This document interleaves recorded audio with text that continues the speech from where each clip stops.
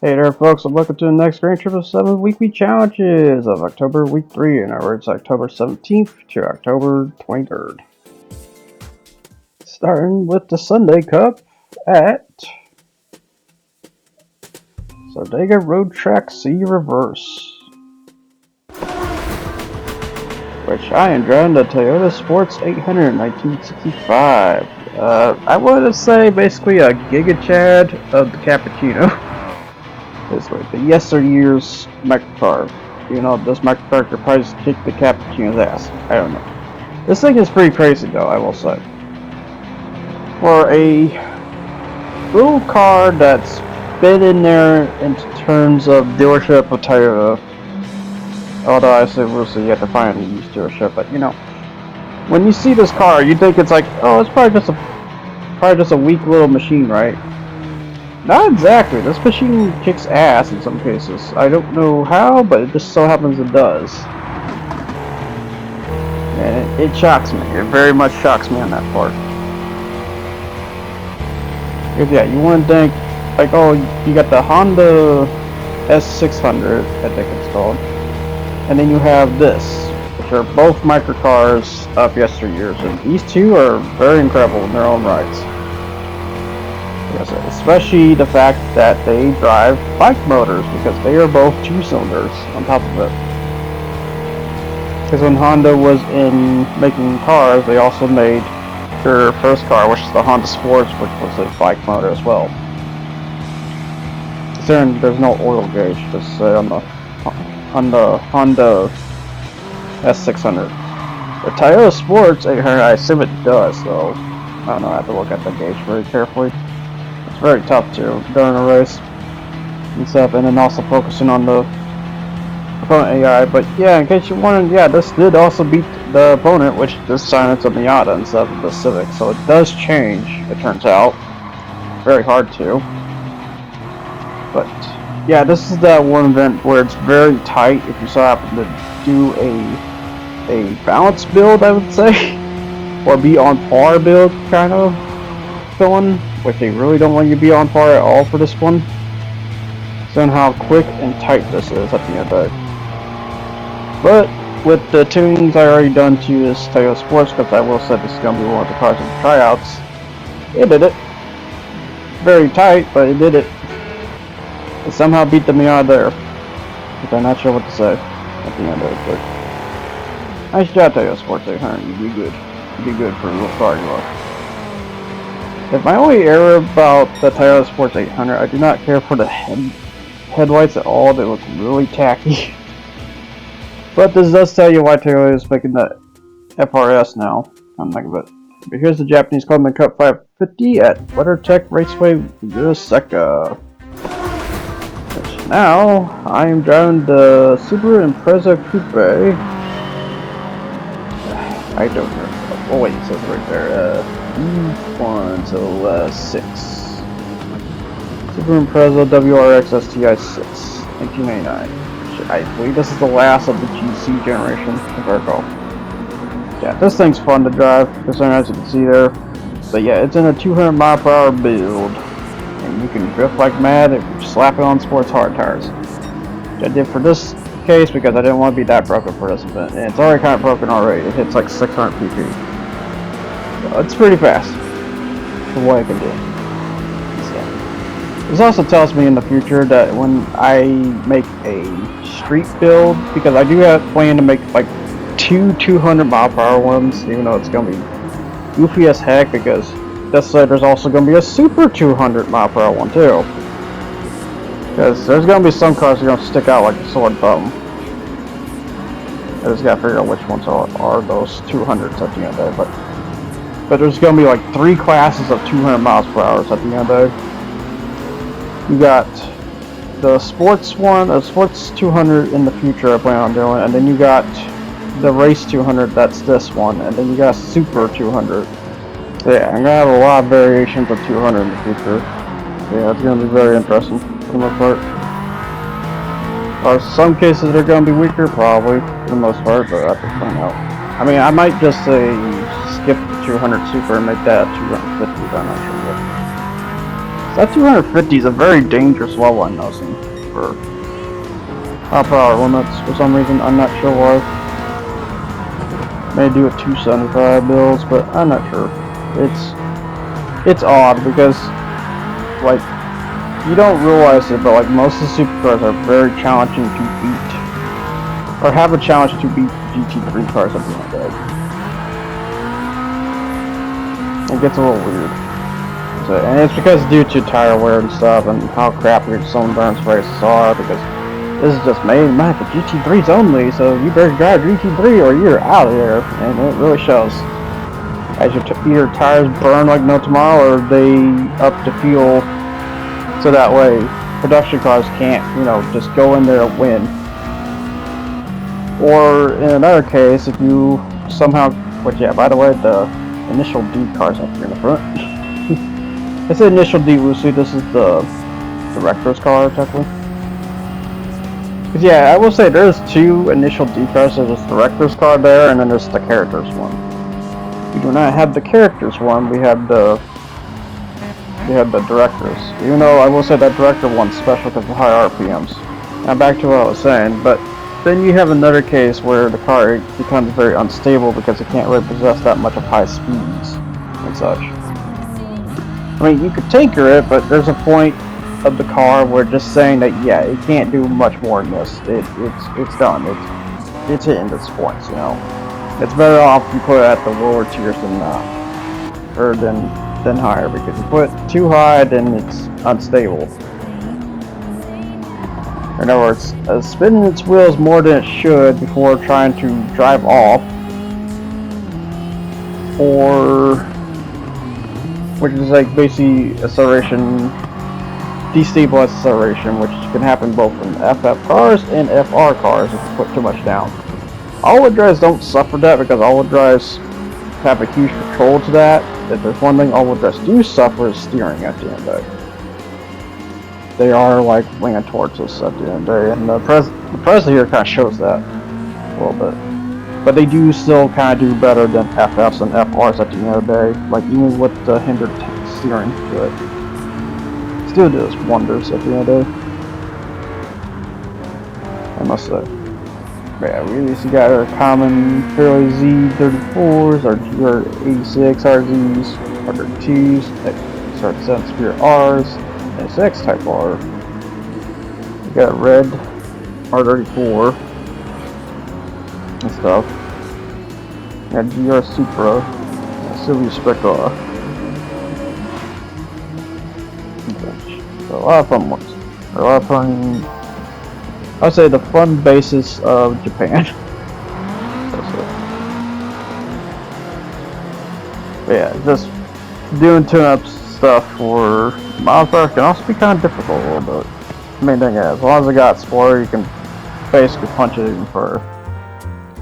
But now on to the special event at Autodromo Nazionale Monza. I think I butchered that one. Oh, I am driving the Toyota GR Supra RZ 2020 this time, which I made it kind of basically like a Castro, but I based it on the black Castro Supra that a lot of people know of. Except the thing is, though, I didn't paint the green to the blues because they're supposed to be blue.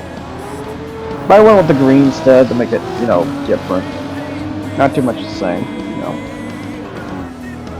So the GR Supra RZ 2020, or in other words, the Toyota Supra, I call it, because it's essentially a Z4 wrapped in Toyota style and also tuned by Toyota at the end of it. Oh, and a little bit less because BMW wants to make sure their machines are higher in performance at the end of it. Even though this might beat the Z4 at the end of the day, maybe. I don't know. Hard to say. You can even tell by the horn that the horn in this car is weaker than the one in the Z4. It's bastardized how much BMW kind of screw over, or wants to try to screw over Toyota at the end of the day. It's like, okay, we can let you have this, but you're only going to get the less of the amount at the end of the day, where we'll get the higher of the amount. And Toyota was okay with that for a good while, until recently of this year, where they just produced the final version, and now they're gonna make a Tayo Supra apparently with the V8, maybe, or an RV6 in the future. I'm not sure, or an RV6 by the inline six. Because yeah, that's right, this is inline six, not a V6. So that's the interesting part. When it comes to these cars, they use inline sixes. Because yeah, Toyota didn't really produce inline sixes, so when it came to making the Supra here, or in other words, the FT1 concept, they didn't have an inline six, so they turned around and asked for BMW for that, while BMW got something in return. I can't remember what was BMW's case, what they got in return. So they did like a collab trade, so such. But the thing is, though, BMW had that little policy that, oh, hey, no matter what, our BMWs are going to be stronger than your Supra at the end of it. I'm like, okay on that, which is weird. Very weird on that. I don't know why you'd be okay with that, but then again, I mean, showing the levels how crazy Supras are, but here's the bad part. I had a, when it comes to collabs, and when the car wins a race at the end of the day, did you want it for the company or did you want it for the other company? That's the real question. Because I'm gonna be honest, you won based on the parent company who made that model at the end of the day, not because of the company you represent. If anything you represent is the tuning modifications that you've done to the car at the end of the day. Speaking of, there's the final edition right in the front. Yeah, there's some of the final editions in the front. So yeah, that's what the final edition Supra's supposed to look like a little bit. It's like that. Yeah, I will say it's not that green one, it's that red one up there. I looked at a glimpse because I realized how bad I did viewing on that one. But oh well. Got the Stratosphere Supra. You got the black one here. The T-Black. Then you got these old turbo A's that they're kind of real bad. Then you got the red one. I already forgot what it's called. Sorry. It's almost like it's not that very special. Which I hate to say that. I'm gonna be honest, it's kinda not that much special to me. I don't want to be dick. But then something happened to this turbo A here. I wonder what happened here. That's now the red Supra was coming up here, and let's see here. Went lost like big time. Good God. You know, they used to get me so bad about cutting corners. They should have got him so bad for cutting that corner. That's so bad. Good God. Yeah, just driving the GR Supra RZ to victory. I will say it's tuned to 250 miles per hour. There are possibilities to 250 miles per hour on the transmission. So it is crazy fast. Which, by the way, only 560 horsepower. Which I gotta mention about that Tayo Sport. That only had 63 horsepower, by the way. Yeah, it still won that. It's incredible. Which, yeah, if you know about 63 horsepower, that's K-car speed horsepower. That's insane how good that Toyota 800 was. And wouldn't be surprised that same technology applies to the Supra to this day. And others. Because how streamlined that little car was. Insane. Yeah, that reddish orange GR Supra RZ is the final edition one. Yeah, just driving to victory at this point, because yeah, I'm definitely going to destroy these guys, because they only have sports softs. Although, when they hand this sports soft, it feels like they're handing race hard tires. Weird. That's why I don't know if I want to stay on par with these guys in terms of tuning, because it feels like they're just downright beat me if I don't. So, that's why I just decided, like, you know what, 250. Because the Skyline's messed with me that one time, and I know a lot of Supras do the same. You know, there has been close cases with Supras already. Got the gold top Super here. Yeah, this one's a fast one. Although I'm not surprised. This is I don't want to butcher his name, but Smoking the Gots. Although I think I already said that for the, I don't know, I get confused about that, I might have been wrong about Porsche too. Oops. Oh well. Because I recall there was a moment I said the RWB might have been Smoking the Gots. I just realized Smoking the Gots is the top secret guy. Whoops! This is why I'm not going to be factual about my sayings. Because I spill the wrong beans sometimes. They're supposed to be black beans? No, they're baked beans. Because I baked so fucking bad. Too good. That's a joke. Yeah, just gotta drive around this boring track that is Monza. Cause yeah, I don't mind Monza. I feel like there needs to be some bakes to the turns or something. Something to give it more emphasis that you're going around a speed track at the end of it. Cause this feels like it's supposed to be a speed track. Like, example, I'm thinking this final corner here should be a bank turn, not just a regular turn. At the end here. Like, it feels like there needs to be a bank to this. That would be kind of cool if there was a bank to this.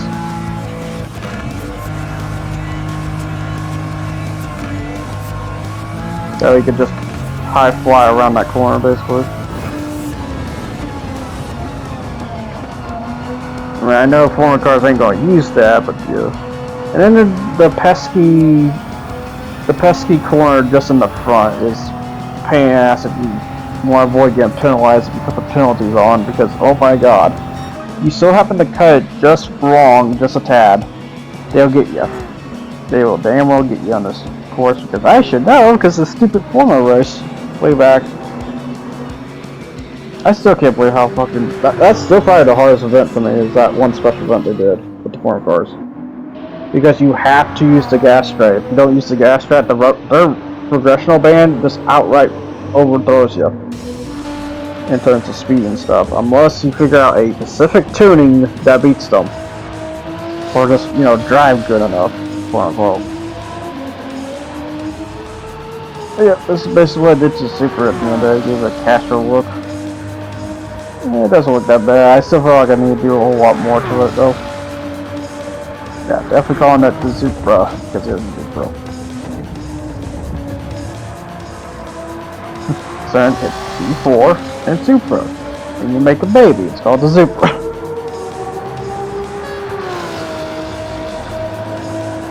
That's how I apply it. And no, I'm not dissing it. That's what I just call it at the end of it. Now here's the Lancer Evolution meeting at Colorado Springs Lake, which I am driving Lancer Evo 3 GSR, which basically bring it back and retune the 200 mile per hour, because it's like, you know what, if I did in Preza, I'm gonna be doing the Lancer, so I might as well just see, you know, how good do they both sit at the end of it. And the Lancer takes a bit more horsepower than the Subaru, I believe, because Subaru hits like around 401. This one takes a bit more for the Evolution 3, which, you know, it makes me wonder, once I get all 200 mile per hour, which Lancer is technically the best one at the end of the day? Due to either power inertia, or one of them just has better fuel at the end of the day, or due to the fact the body's just better.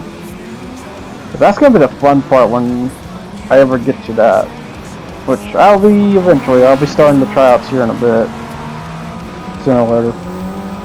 I'm sorry, I do apologize in advance for not posting this from yesterday, because if it had posted yesterday, it wasn't, because I had other things in mind to do, to tackle, and I was basically just waiting on something, and it came until like an hour later. It's like, I had to play a card at the end of the day. It's like, you either do it now, or I do it later, and sadly I took the later option. I apologize, as usual. And again, as the saying goes, my goal is to at least post at least 1 to 3 episodes a week at least. Or technically 2. I would say 2 to 3 at least. There's a case where I haven't though. And yep, that's staying on my thorn every time. Thorn to brick. Yeah, this is the answer Evo me with, yeah, I'm going to spoil him at the end, right? Yeah, they fly right by him, because they must hit like around, I want to say 186. They gotta be sports at least. And kind of got to, because Lancer just got hit at least around there. Most of the case, they would. Which I know is 300 kilometers per hour. But yeah, that one I'm not sure if I want to do or not. It's very confusing because 300 kilometers is essentially like 200 miles per hour, just a little bit slower. And there's odds that feel like you just don't need it at the end of it. So it's very confusing for the most part. But I'll see what I can do about that. So, yeah, basically you got your Lancer final Evos to your 7s, 8s, 9s, 3s, 4, 5s, I believe. Yeah, you don't need the first two Evos because there's essentially 3 there. Unless you just want the better suspension and stuff. I guess that's fine. But honestly, the Evo 3 is good enough. The first 2 you really don't need. Unless you really want to finish the full 10 Lancer Evo. But in that case, then you need to get the previous Lancer Evo 10, which is the actual 10, and not the final one. Because the final one, kind of its own thing, to be honest. If anything, it's technically Evo 11. Oddly enough, because this technically went through 2. If you think about it, this technically went through 2 refined models. Because technically, you still need 2 10s at the end of it. Because one of them is the final version. Even though I'm gonna say it's not much different. That's just a standard between all these Lancers at the end of the day, unless. Exception for if you look at the 3 to the 4 and 5s, that's a big difference there. But then you look at the 5s to the 8s and 9s, and yeah, that also looks very different too. It's a matter of the shape of the Lancer you like at the end of it. Because I guess that's just the cool part when it came to Lancers and Subarus. They just all have these different takes on the car at the end of the day, and which one stuck the most. I could safely say 10's not everyone's flavor because of the different motor they use, because it's not the same motor. They wanted to try to see if there was a better motor, as the saying goes, but people don't also like this motor because this motor might associate with the SUV, I believe. This was the time where Mitsubishi decided to go more SUV route, which we know where that went. Same with the Eclipse crossover.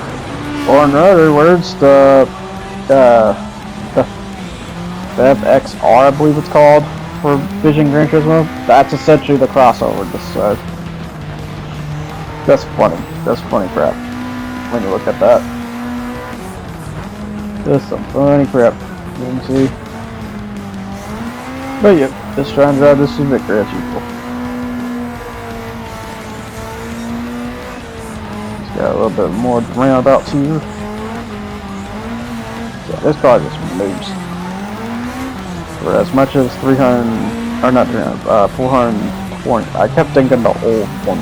The old one was like 360. This is like 420. This thing definitely moves with a high power inertia, because I think that's the thing between the Lancer and the Subaru. You get higher power inertia. Which does mean it burns a bit more fuel. I will say. I will know. So choose what you will at the end of it. Do you want more tech that is the Lancer, or do you want more refinement that is the Subaru? Because yeah, that's the fun part when it comes to these two. It creates one of the funnest rivals ever, I would say. Now, the only thing they have to do nowadays is make the funnest SUV rivals, but good luck to that. Anyways, off to the World Touring Car 900 at Nürburgring GP. But yeah, I am not gonna mess around this time. This time I brought out the Genesis X Grand Racer EGT. I wasn't called that. But yeah, a grade 1. Even though it should be a grade 2, to be honest. So honestly, this fits for this, I will say. because this is one of the low-end hypercars. Because yeah, I came to realization and why I had a bad time with that one, the Toyota Grotto, because that's a low hypercar, not a high hypercar. Let's just say, when it comes to the grade 1 cars, you have high hypercars like the 908, and you have low ones like the Toyota Grotto, for example. Because that's just how far we come to variations of hypercars, because Gran Turismo doesn't want to infiltrate that, so at the end of the day you have to figure out, okay, so which version of hypercar is this? Is this a high version or is this a low one? It's a low one. Which this is what the Genesis is. The Genesis is the low ones, I will say. And it's kind of funny too, because the Grade 2 2016 could kick this car's ass any fucking day. If you want to hear a funny joke, the 2016 Grade 2s are way faster than this.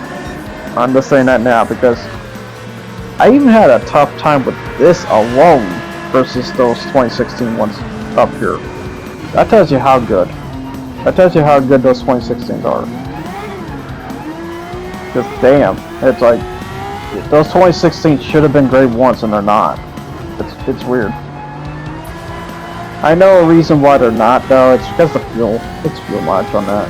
They are fast, but there's a trade-off being that fast. So it's like they just don't have a big fuel tank, I would say. Or not as big as fuel tank as, you know, the LMPs out there, but it has the performance of the LMP at the end of the day. That's the crazy part. Which I call that fucking sweet in that case, because yeah, I didn't respect those. It always kind of now makes sense, because back then when you punch a car to high performance on sport, you will come across a case where you're driving against grade 2s, and when you race against those grade 2s, you realize something, they are going to kick the tar out of you. Because the bad part when you go against grade 2s, you're going against the 2016 variants, because that's when they add those in sport, because they've been around since sport. Yeah, I came to realize very dearly why they're that fast and why no high performance car wouldn't really keep up with those cars at the end of the day, because they're like hybrids of grade 2 to grade 1s. They are the higher grade 2s, while this is a lower grade 1. It's just it's very messed up in terms of performance at the end of the day. Yeah, here's me just trying to catch up to these 2016 ones. It's kind of funny, there is a 2008 here, which I need to check in those 2008 ones more. It's very interesting. It's kind of funny, there is a GT500 up here. Like, what are you doing up here? How did you get up here?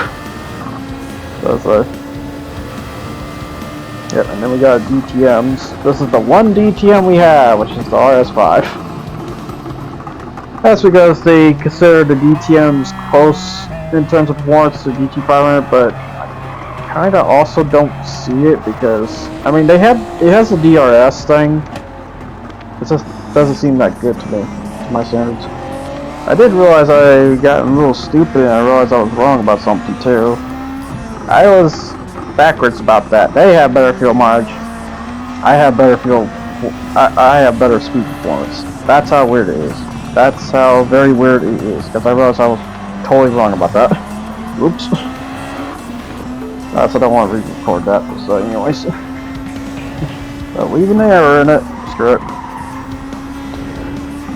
But yeah, basically I have a higher performance, but I will have the fuel in eventually here. Because yeah, they have better fuel, I just have better performance at the end of it.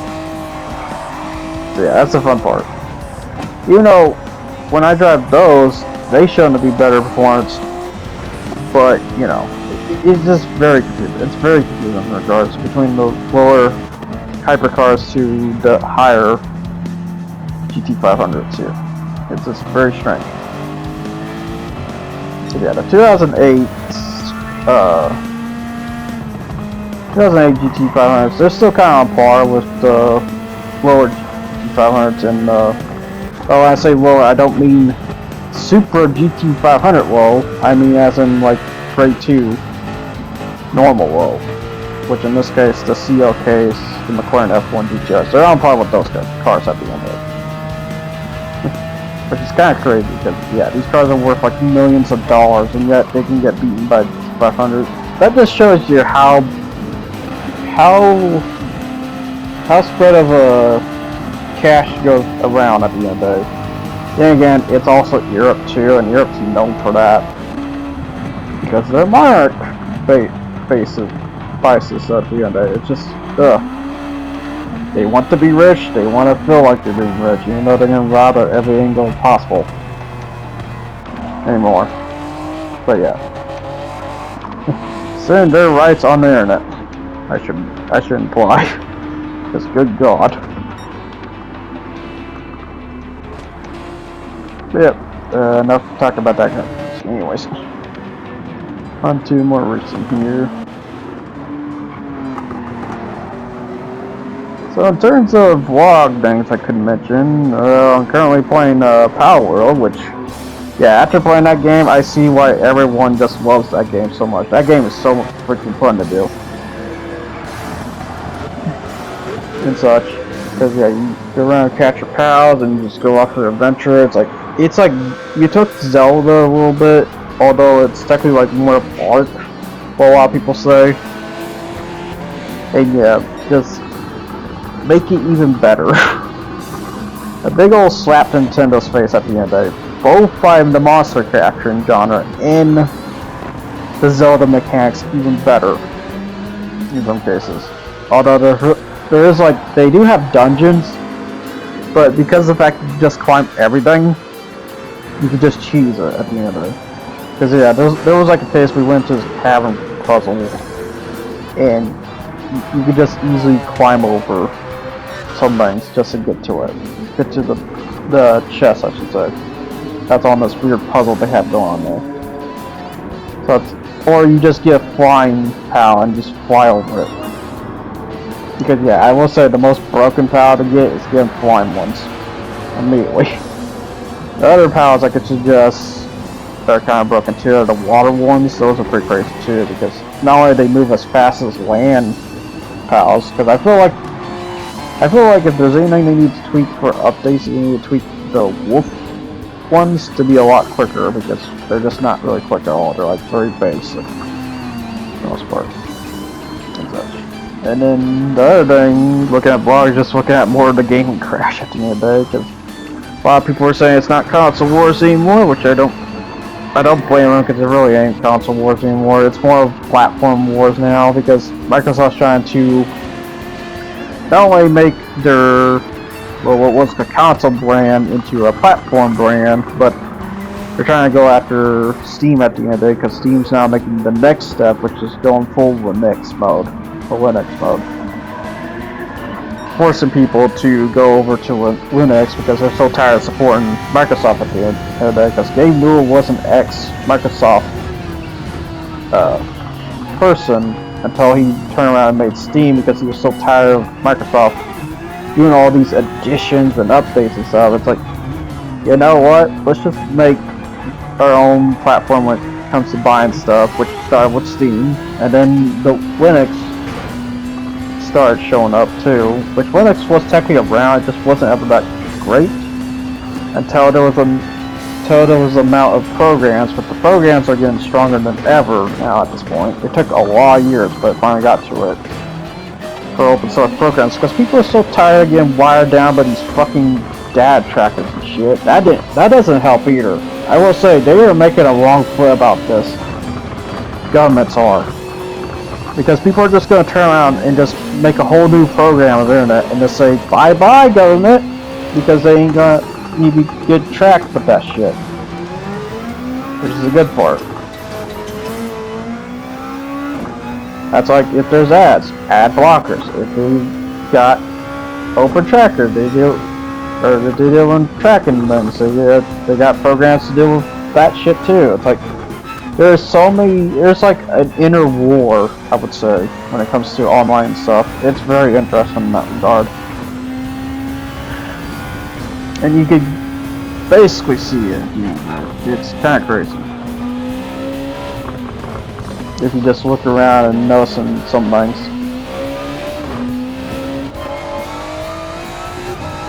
It's kind of funny in regards. Yeah, they're showing all the dash cams of the cars and stuff. Yeah, so that's to Nissan yeah, GTR. Yeah, I guess this is one that you just opted Skyline out for the GTR name. Yeah, we're supposed to get the GTR 2007 version eventually. I hope he's not one of the cars for the update 1.64. That would suck. But yeah, that update's gonna be a while, I will say, because that update's gonna be till either I'm hoping early December. I hoping like right then there December, not like late December, because that's 3 months of waiting for 8 cars, 2 tracks, and maybe some additional mechanics, maybe some engine swaps and stuff. I would like to have like at least half of it in one case and half of it in another case, you know. But I guess it is what it is, and we'll just have to sit for it. I mean, it is a free update after all. I ain't gonna bid because a lot of people, you know, shit on games and stuff. I think Gran Turismo does like the best mark. Although this mark came to reason because, you know, the community was upset. They didn't like how Gran Turismo was treating the game at the end of the day, and not only that, it didn't feel like Gran Turismo anymore because it felt like you either do online racing and you get the fuck out. That was what was the problem about Gran Turismo Sport. Gran Turismo 7 kind of fixed that, but still the whole online DRM, and then you got the other concern, which is technically the microtransactions, but I'm kind of happy it's so prioritized on that a little bit. But the real problem was the auction prices. The fact it's $20 million for a car, which I get, is to envision the real life concerns of that. Even though some of the cars are cost even way more than that, considering the McLaren technically cost 30 mil instead of 20 mil. But if I have to say though, it's just kind of still stupid because it's kind of hard to earn that 20 mil unless through grind methods or something exploitive.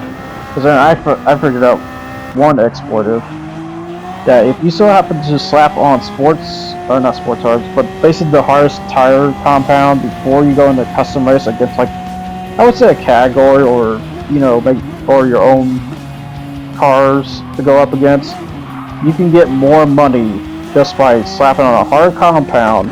And then once you get into the preamp of the race, you switch those tires back to the race compound you wanted, and then you proceed the race. When you do that, the money or the amount of the hard compound is still applied, so you still get the most out of it that way, so to say. So if you so happen to slap on comfort hards on the custom menu, and then once you go in to the next menu, which is the preamp menu, then you turn around, slap on the sports hard tires, or not sports hard, but race hard tires, whatever tires you want to use, and then you get the most bang out of your buck out at the end of the day. Now I will note this kind of works more if you're doing race hard tires, so if you're doing sports hard tires it might not work a whole lot.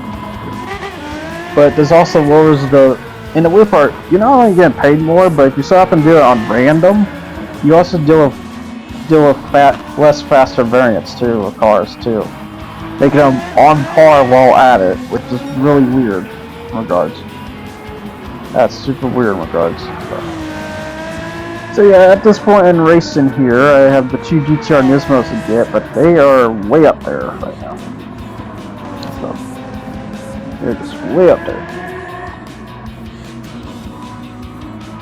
Yeah, I gotta say, the GT7 is kind of pretty cool because the acceleration, finally, as it burns, even as a race car, it kind of just has that acceleration destabilized because it uses both a supercharger and a turbocharger, which is advanced, I gotta say, and somewhat advanced because the Delta S4 uses that technology. Just say, yeah, you know that dangerous rally car in Group B rally? It used that too on top of it. It used turbocharger and a supercharger. No wonder why that car was so dangerous. And the best part, we're supposed to be getting that sometime soon. This crazy part. Yeah, just trying to beat the GTRs at this point. At this point, it's just a winning race on the way there. At the end of it. I guess I should just take it straight to the last lap, but I mean, it's only 2 laps now. And here's driving by the Supra. Or Supra.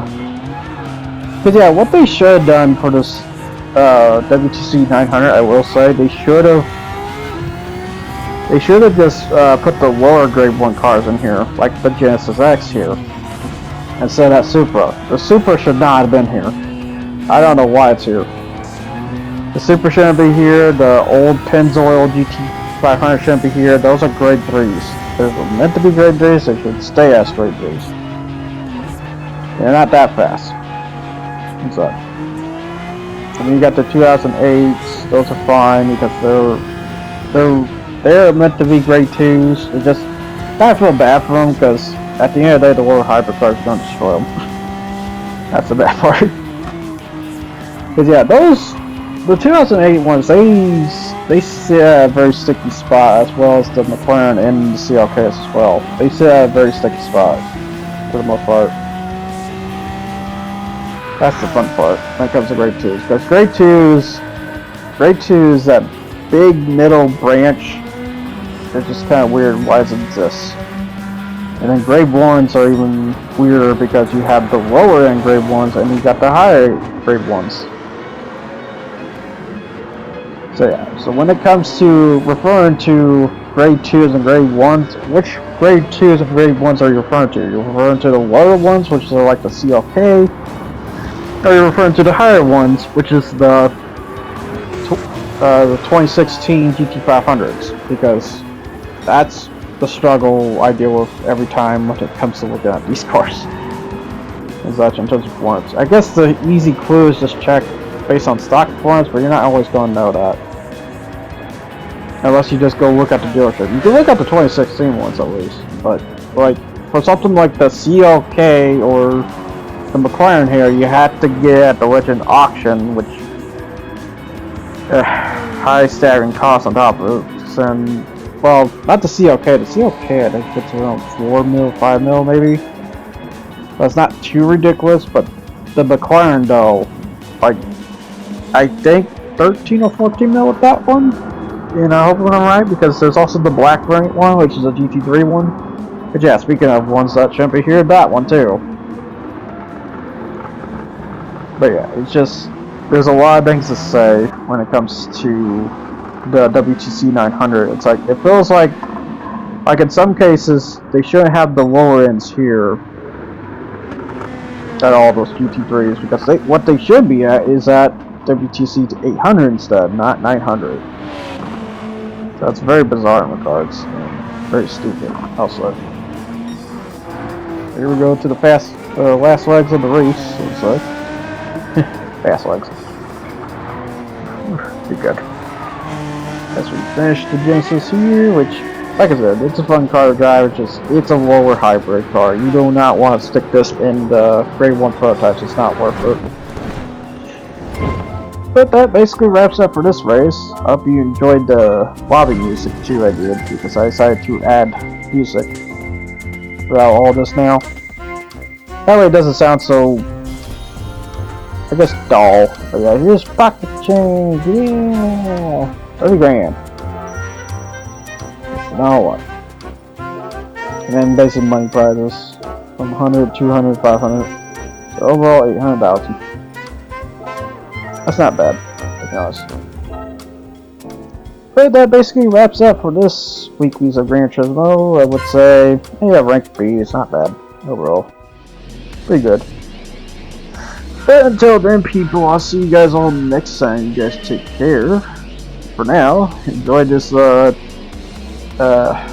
would say engine swap, because yeah, I do want to still kind of show these engine swaps in some ways, which in this case, for engine swap, it's the Toyota 86 GT with the Alfa Romeo Guela motor, T60 I believe, or something like that it's called. It's the Guela one, or the new Guela. But until then, people, I'll see you guys all next time. You guys take care, and ciao. Hope you enjoy what you watched. Take care.